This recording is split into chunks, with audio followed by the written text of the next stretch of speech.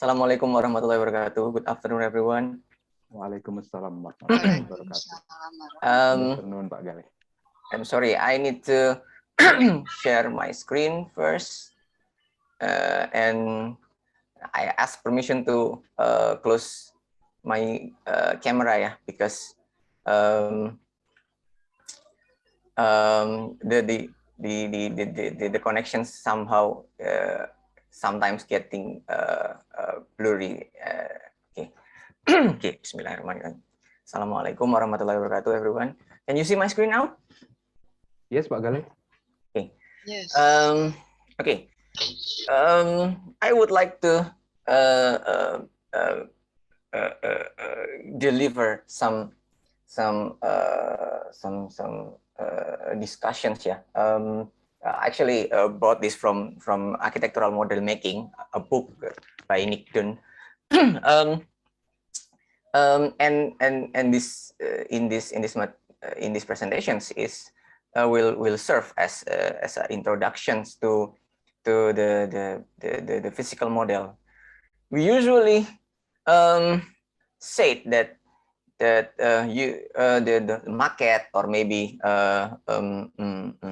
models or whatsoever, but this one in particular is 3D representations of your design that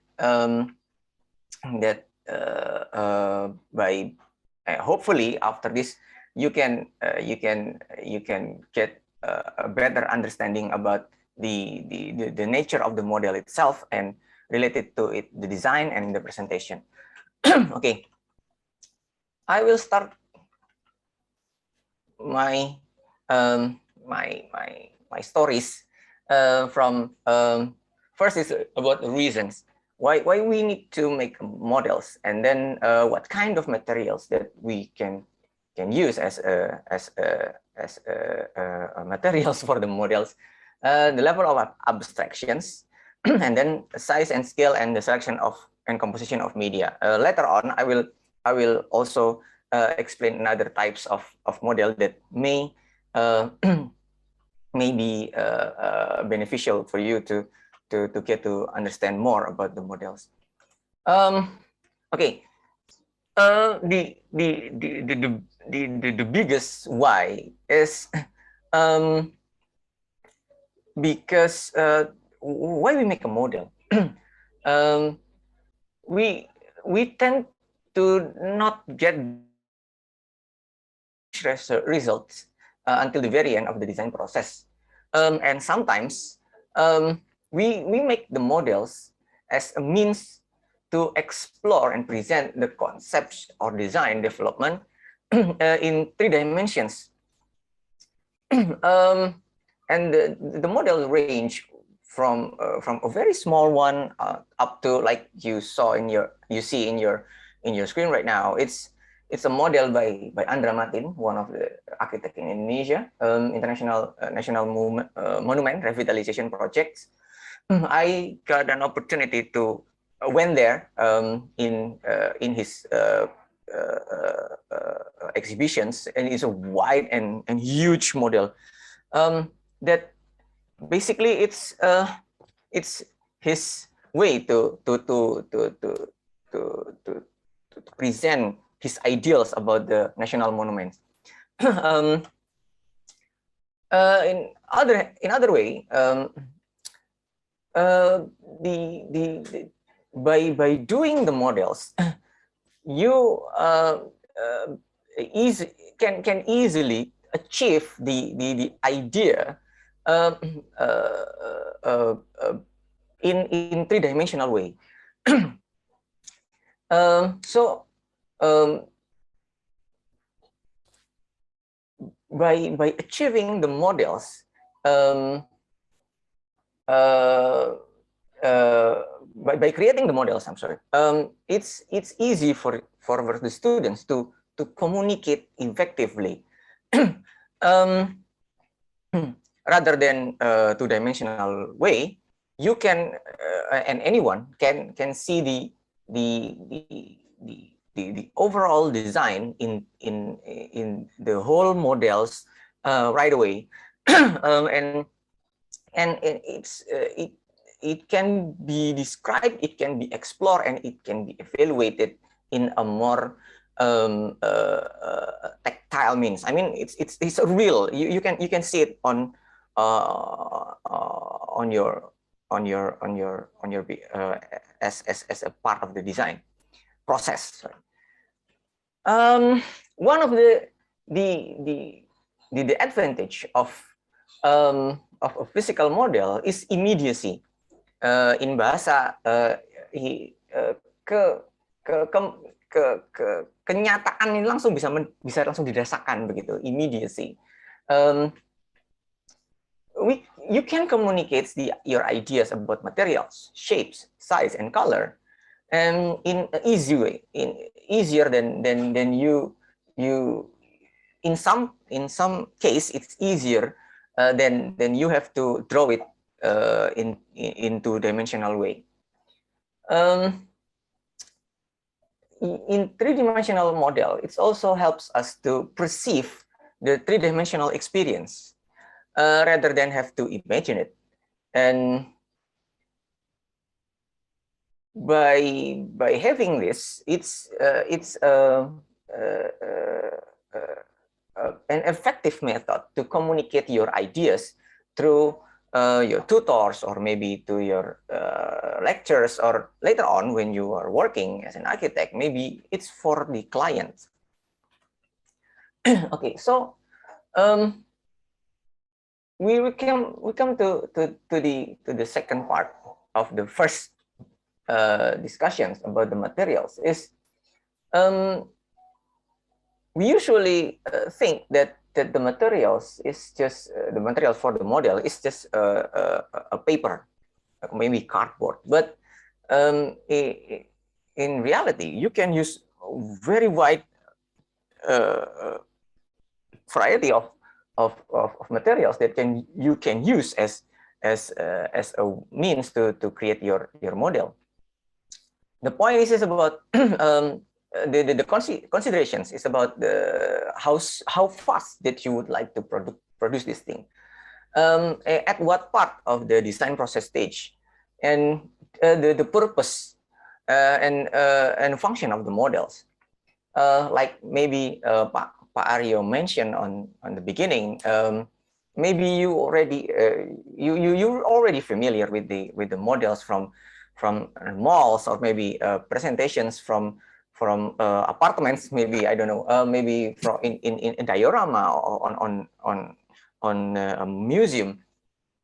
By looking for its purpose and its functions, maybe there is so many ways to create the models regarding its material as well. And of course, by saying the materials, you can also explore or experiment with the materials by yourself. It is not a limitation if you think this one as a way to communicate or part of the design. The other discussion is about the level of abstraction. How far that you will do for this model. I saw so many examples, yeah. For example, so many examples that usually the students will give so many details on trees, or maybe shrubs, or maybe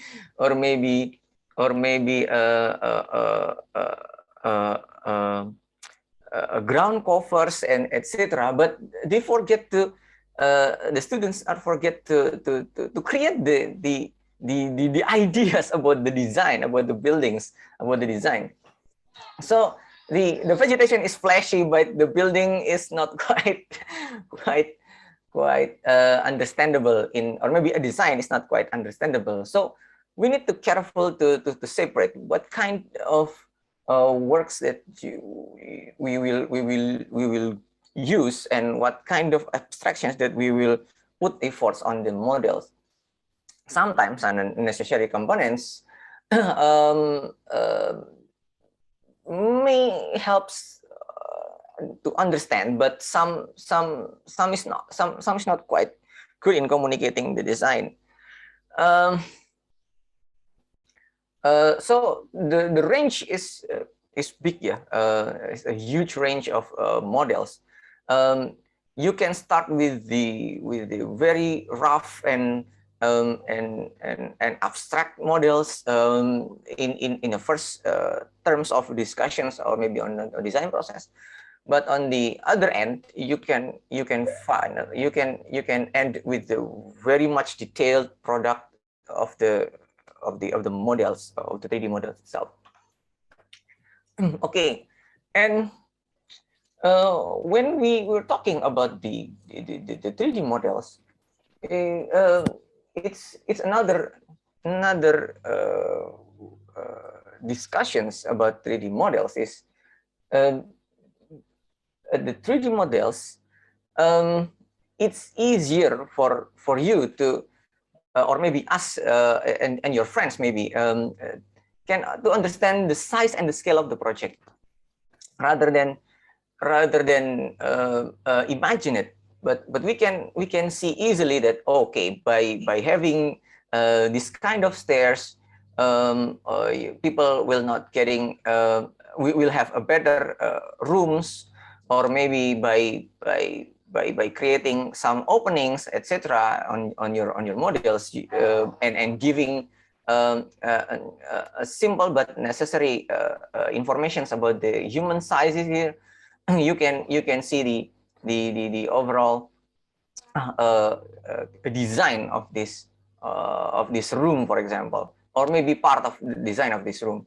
So size is directly linked to the measurement and is therefore quantitative. So you've already experienced the size, and the scale is a relative. Yeah, you may also, I think you've already find the discussions about these scales from the technical drawings perspective. But but this also works on the model. Okay, so by having different kind of scales, you can produce correctly sized models that suits your needs.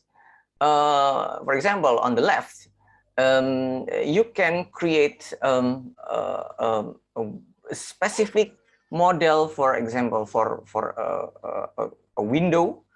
So you can discuss about how the relations about the windows and its and glass and its structures, for example. On the right hand, on the right, it's a scale for an area of an urban design. By having the right kind of models, um, you can have a better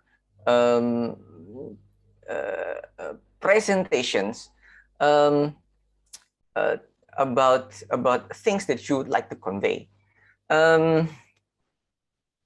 So it's a different kind of level, and of course it's a different kind of presentations, and it's this different kind of focus on the models. So yeah, by creating a correct size for the models, you can use your models to present the ideas in a different way. And then the selection and composition of media. Like I mentioned earlier, that we have a wide variety of materials. Later on, I will show you some of the the materials that you can use. But by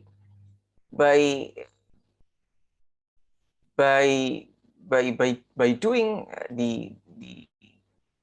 the exploration of the materials itself, you can achieve so many things. For example, if a model is to be abstract, we can make up one materials and focus on the form and the mass. For example, I believe that you also have design right now. So what kind of materials that can that you can that you will use to the models in terms of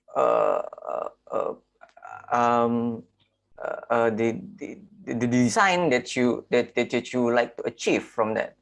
So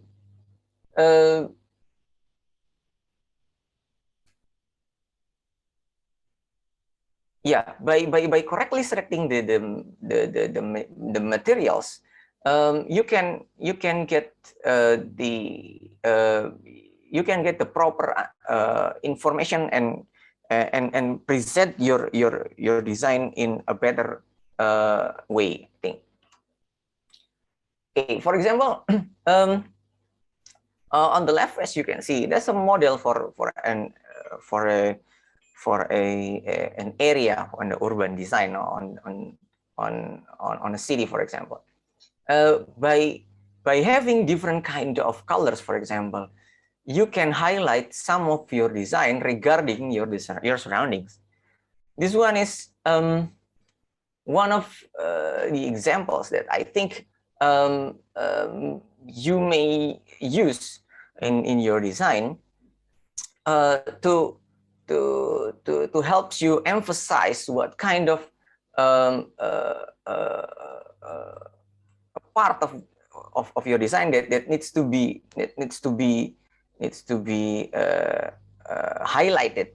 Okay, maybe this one is a little bit connected to what you've heard previous week, several weeks ago from Aryo, for example, about the colors. So it also happens on 3D models. Okay, the minimum somehow may be good, but not always. So it's you should try to experiment what kind of compositions that you think proper to your presentation. Okay. Next is about the materials. There's some wide variety of the materials. We usually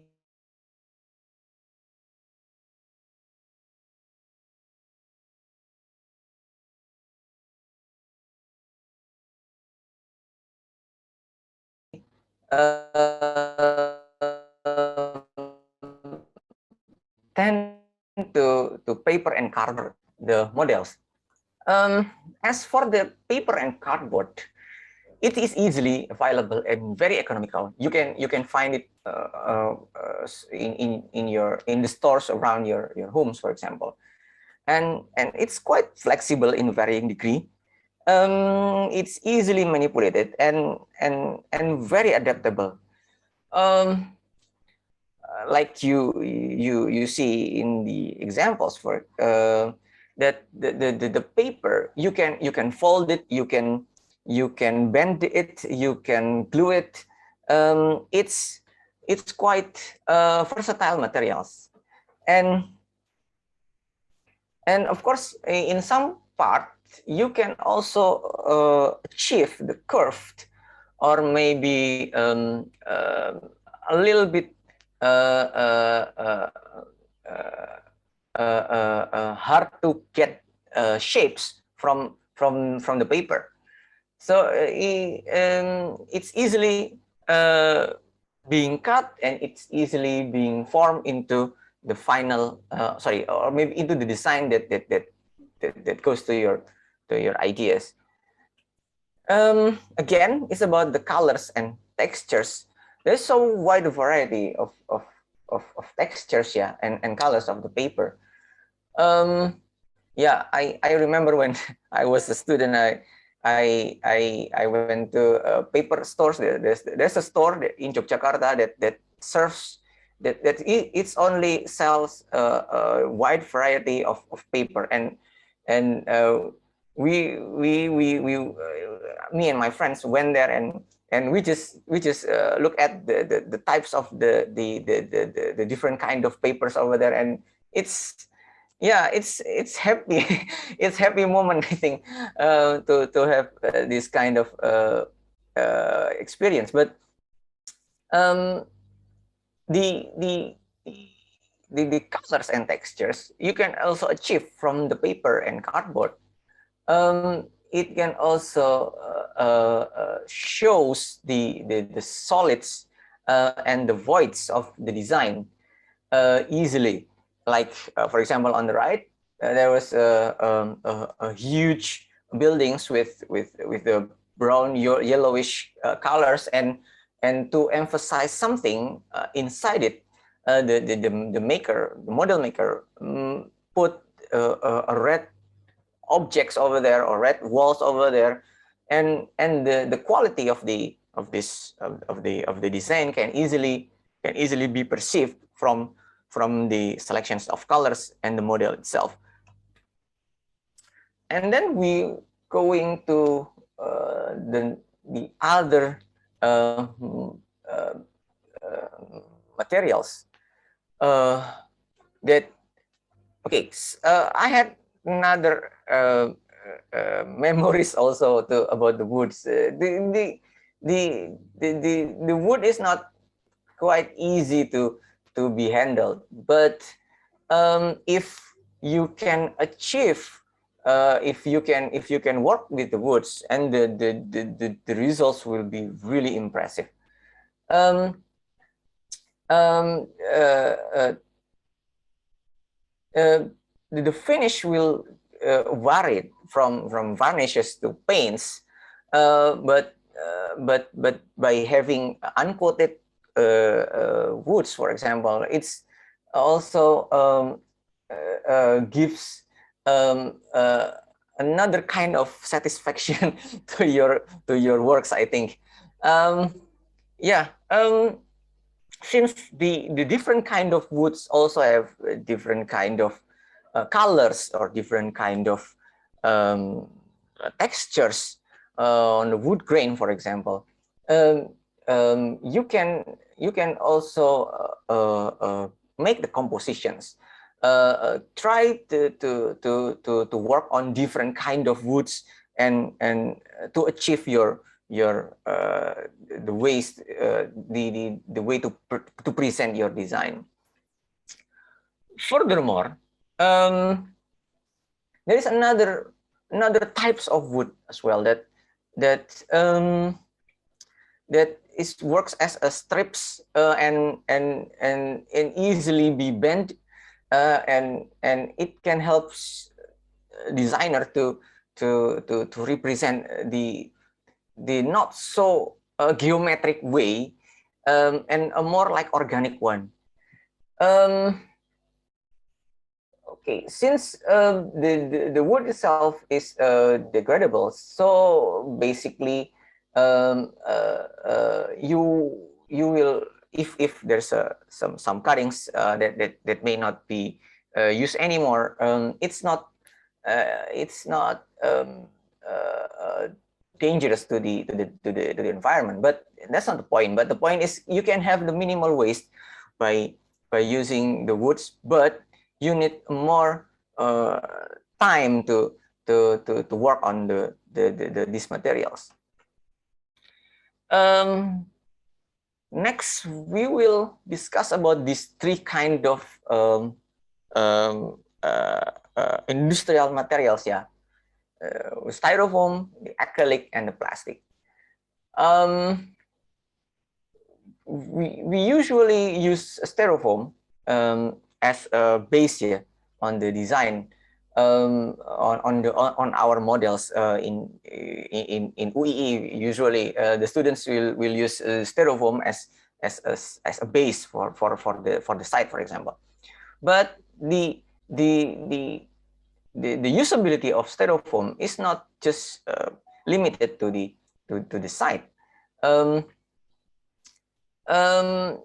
it is easily to be sculpted, and at some points it's better to achieve some shapes than the other materials. On the other part, for example, acrylic and plastic, it can also be bent. It can also be used as part of building design, or maybe part of a mass or design that can reflect the lights or pass the lights.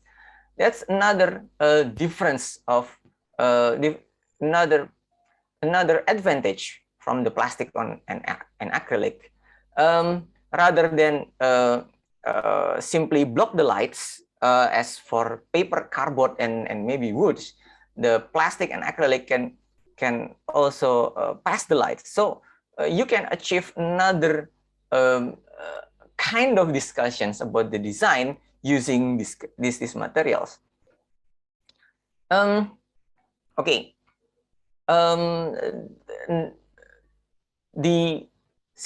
Since there is also a technology to cut it in a more precise way. For example, in our lab, we have laser cutting machines, laser cutting machines. So you can create the models in very accurate manners related to the design. So yeah, by having a variety of models, for different kind of materials, you can explore ideas and also the shapes that you would like to achieve on your design. On the left, you can see that there's a museum solid with not one kind of materials. It's not a transparent one, but on the right you can see there is a new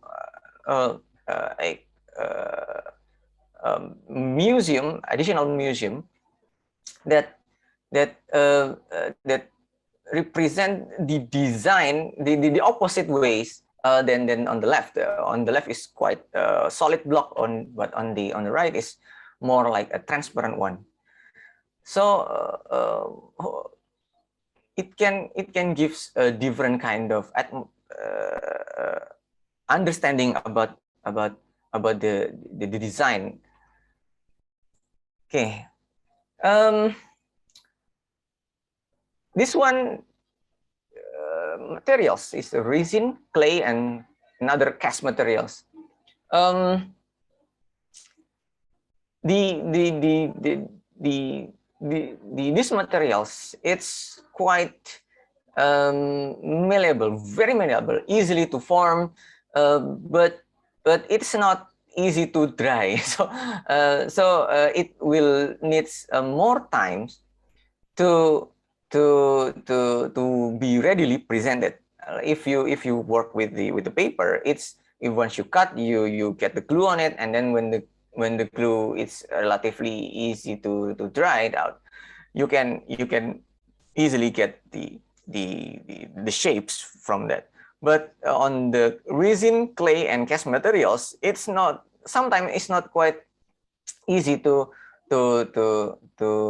get your models to be ready to be presented.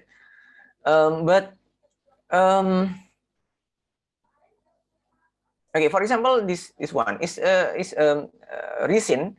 If you remember about the plastic materials, the resin is basically a plastic, but it's more like a liquid in a liquid form, and then you have to harden it into some materials, into different kind of shapes rather than a liquid form. Since it's easily be worked on, so the the clay and resin, usually clay, it's easily to be used as explorations of form and relationship between the mass and voids. Yeah, I believe maybe some of you remember that you play with the clay as a child, for example, and with your friends in the elementary school. It's basically a hands-on experience. Touch to the models is a different way to learn about the form. As you may see over here, to investigate the form, sometimes it's easier for us to get it from the sculpting the activities of from a models from this material. Yeah, I also remember in some advertisement or maybe on videos, YouTube videos, there was a modeler, people who design a car. The car designer will choose clay material rather than a paper, for example, because the clay material can be easily to sculpt or maybe shaped that into something that is not quite geometric. Yeah, it's more easy to achieve more organic model, I think. Tactility, the keyword is tactility. So we can have hands-on. You can touch the materials and you can sculpt it by your hand. That's another different kind of experience and experiment, I think, that can enhance your understanding about your own design. So this was another examples. Okay, I had also a bad experience when I broke my bones on my hand. I used the doctor used cast materials for to brace the hand, but basically the cast materials itself can be used to investigate the shapes.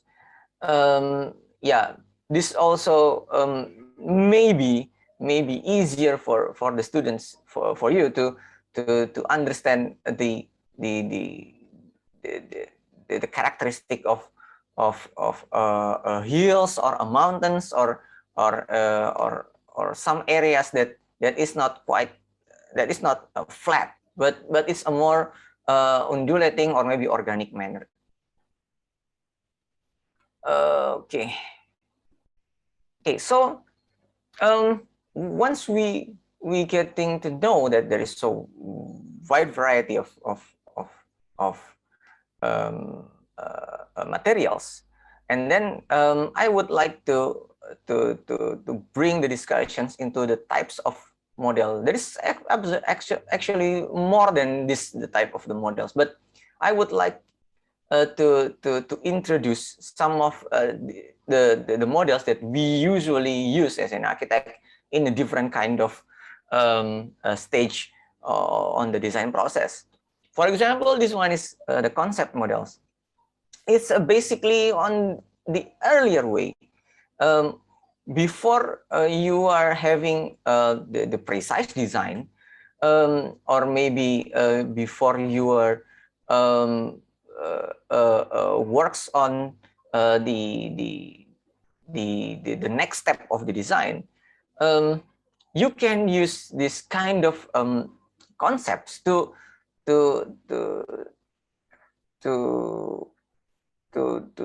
drive the creative side of the design process. But it's not just one. It should be treated as a series or maybe several models. So you can gain the different kind of alternatives, different kind of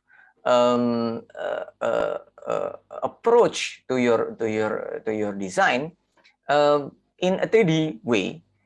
So basically, I believe you the experience on the by using sketches.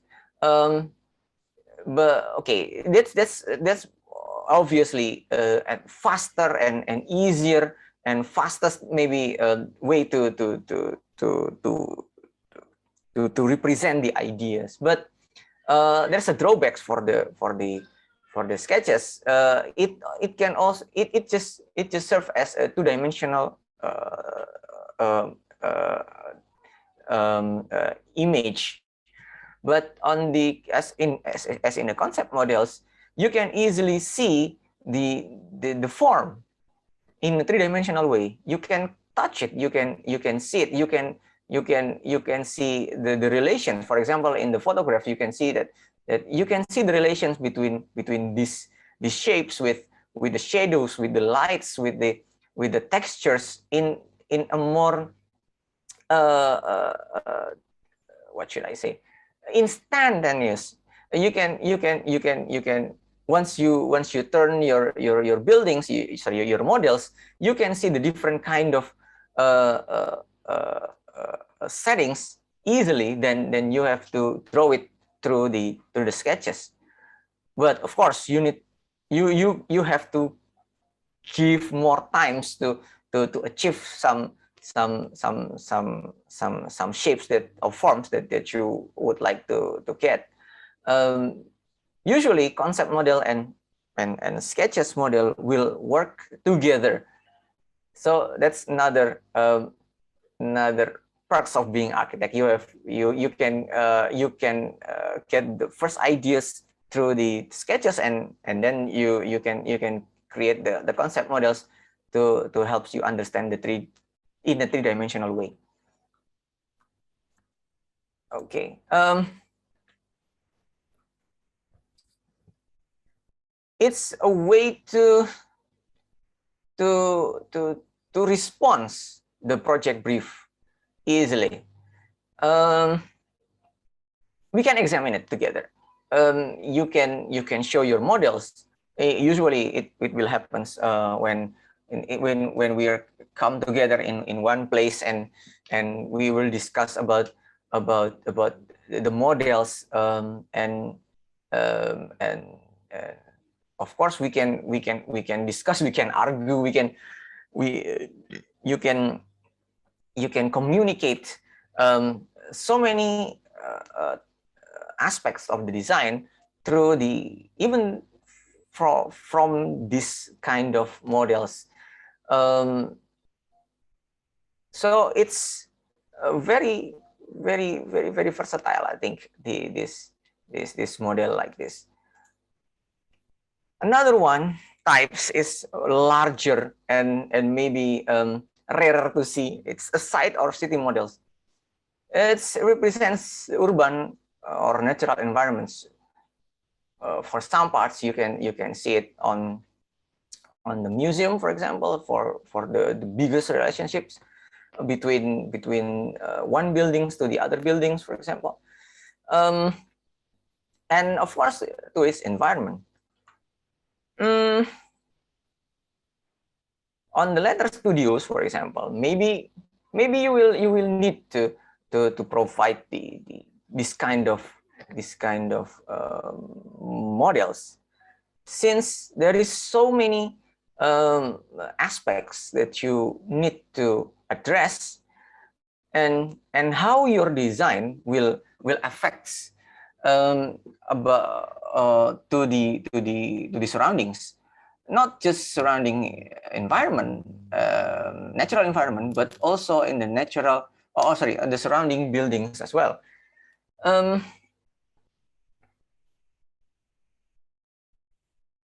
Okay.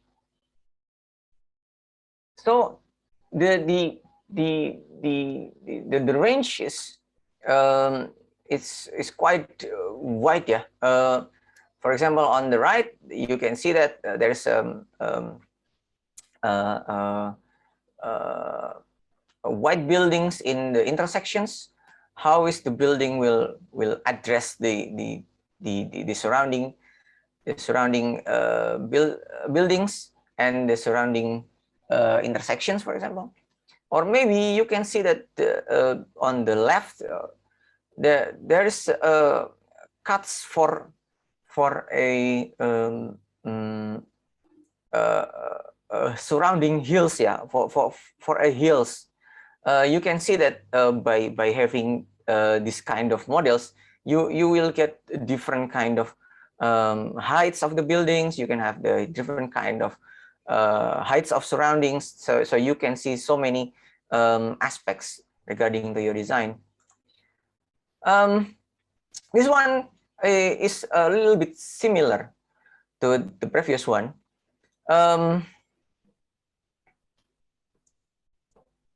So this one is a little is more simplified than the previous one. So the previous one usually a more detailed, but on the block or massing models is a more simplified. Okay, so you can use this kind of model to investigate the qualities of the design, proportion, shape, and mass regarding to its surroundings.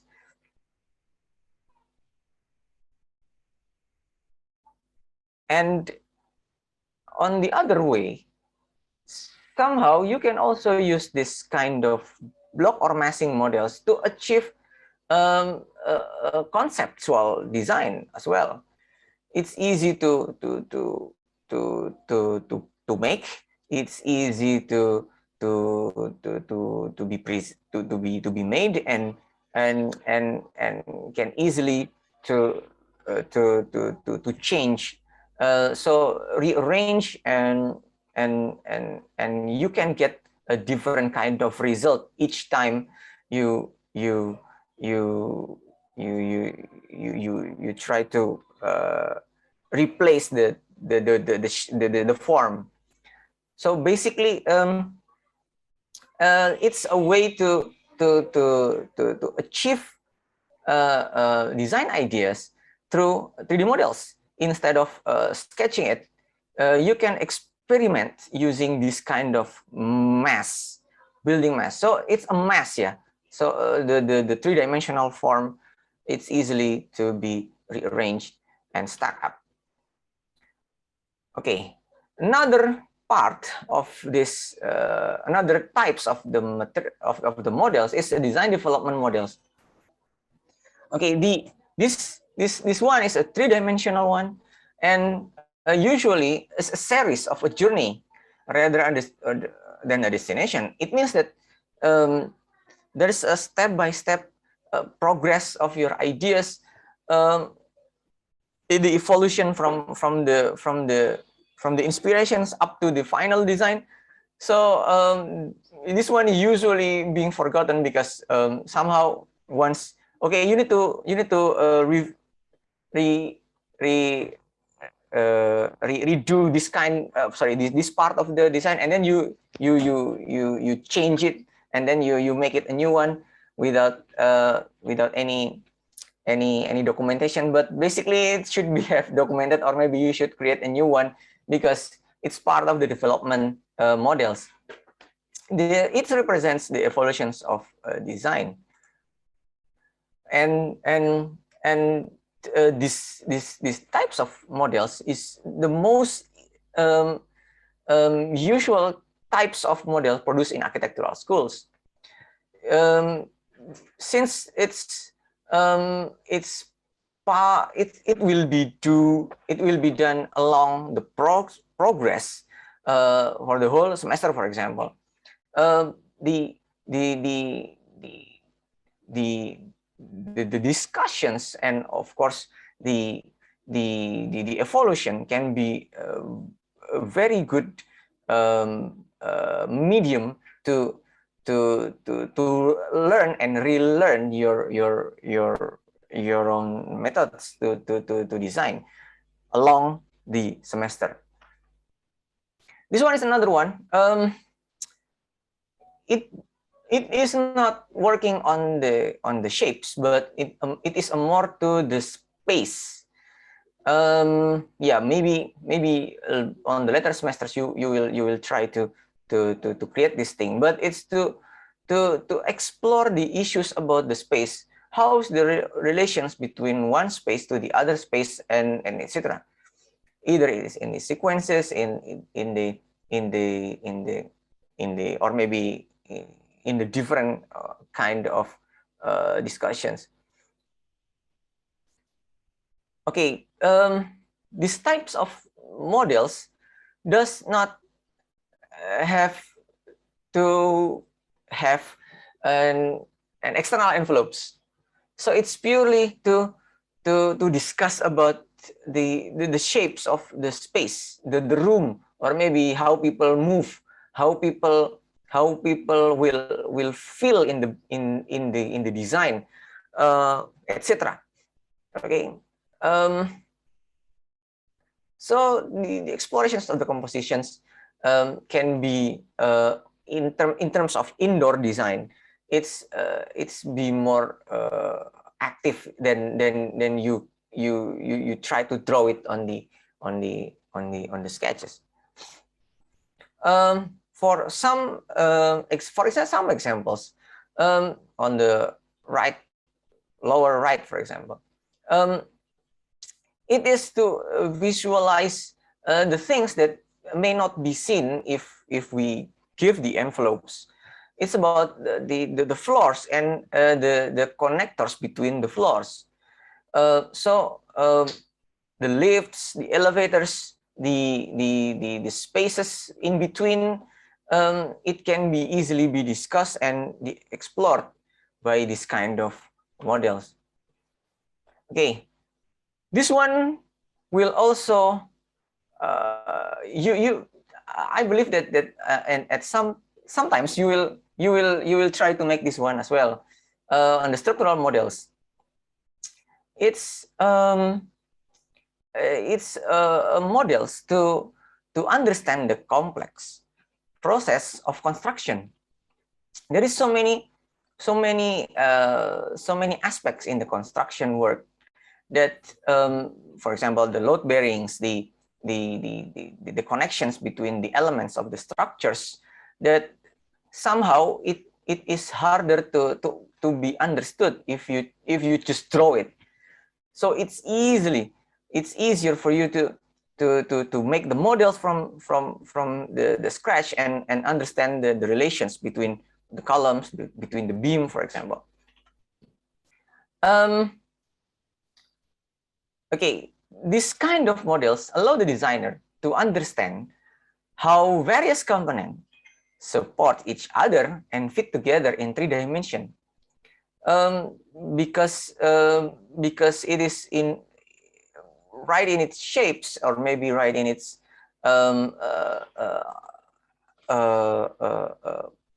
reality.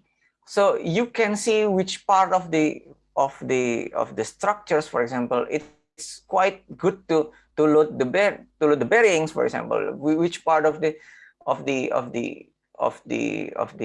elements of the models acts as a thing to hold the structures together, or which one is weaker. So you can evaluate your design through this, especially in the structural terms, in this kind of models. Okay, so yeah, we tend to avoid this kind of models because it's too maybe it is too technical way, but by having this kind of models, we can also have a good opportunity to try the models and have it tasted using a way to test the structures. Okay, this one is more common, and I believe you saw this so many times in the fair, for example, in the malls. This one is architectural interior models. It's usually really detailed into the you can or maybe some of you are already familiar with the dollhouse, for example. This kind of models will represent the conditions of the final design up to its details. For example, for the finishing, the floorings, how the lighting will works. But on the other hand, it usually be used as a final, not in a process of the design.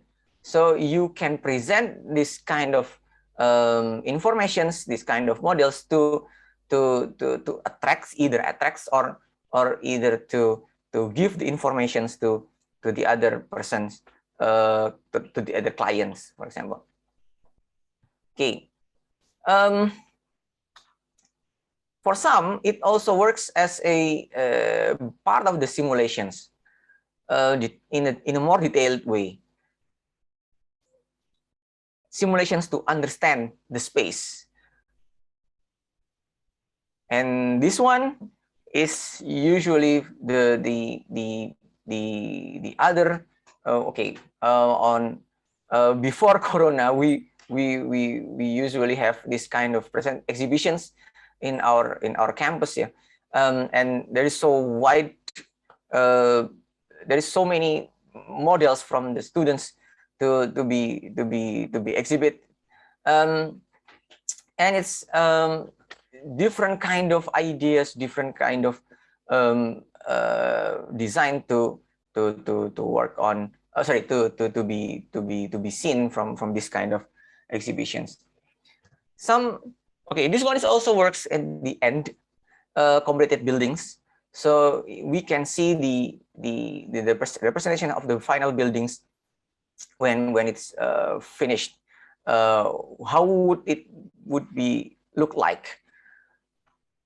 Okay, the final part is about the applications. There is four types of model: the descriptive one, the predictive one, the evaluative, and the explorative. Like I mentioned earlier, the descriptive models is to be used as descriptions.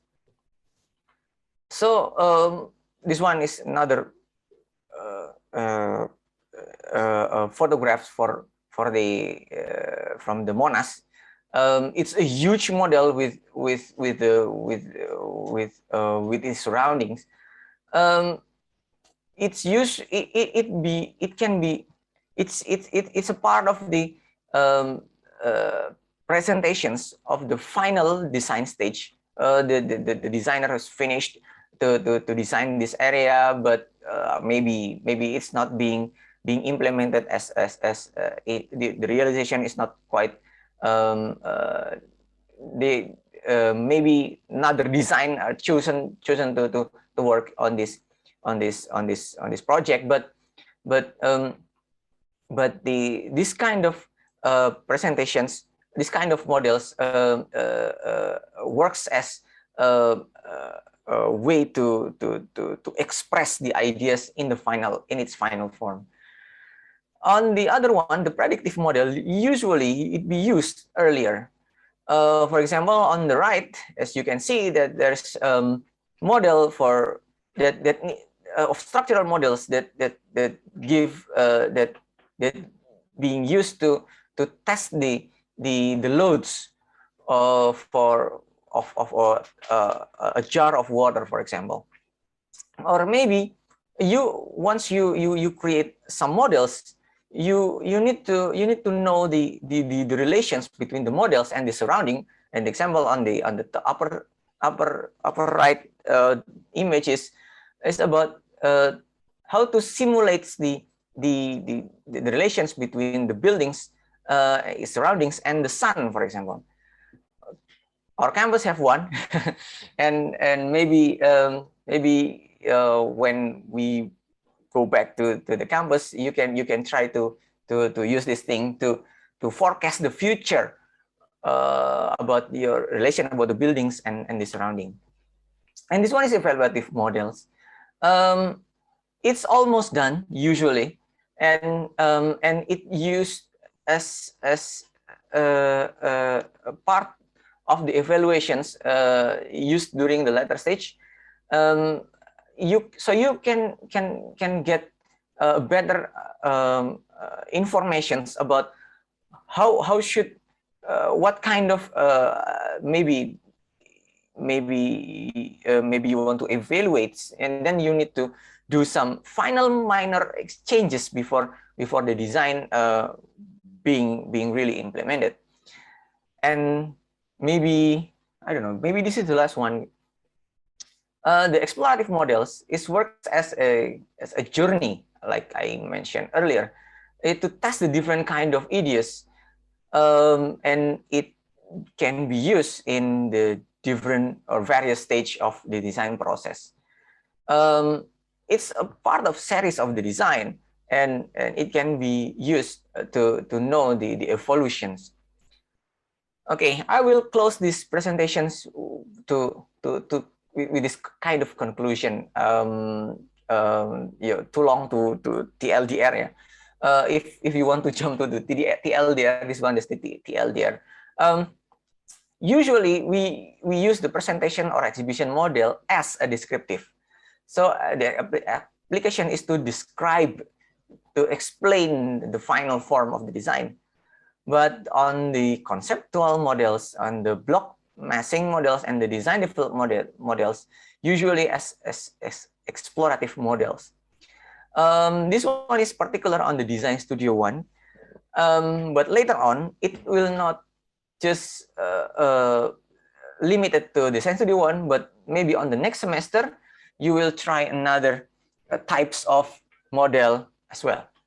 So if you would like to get the tutorials and the videos, you can scan this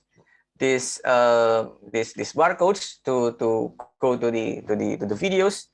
And yeah, I think that should be it, Pak Aryo. This one is rather lengthy and maybe very wide discussion, but yeah, hopefully the students can get more about the models, and I also open with the discussion. Thank you, Pak Aryo, for the time.